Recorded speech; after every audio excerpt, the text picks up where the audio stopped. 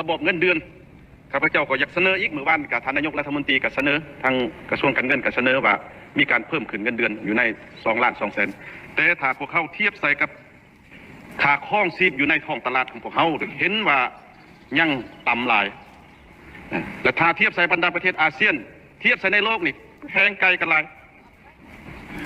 ลายทบไปแล้วคือยกตัวอย่างเช่นไทยนี่ก็พวกเขานี่ลดกัน6-7 ทบไปแล้ว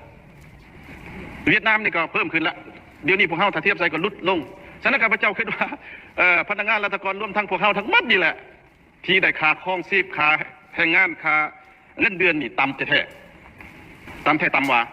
บ่เพียงพอข้าพเจ้ายกให้เห็นว่าทางพนักงานนี่ว่าเป็นยังจริงบ่มาการปกติบ่มีเงินซื้อน้ำมันซื้อน้ำมันเงินน้ำมันนี่50,000ได้เงินเดือนซื้อน้ำมันไปการแล้วก็เที่ยวการแต่ละมื้อ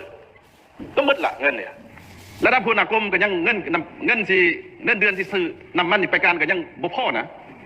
แต่ว่าด้วยความพยายามดังกล่าวนะเขาเจ้าก็ยังบุกบืนว่าให้ได้เหตุการณ์นำเพื่อให้มีอนาคตสดใส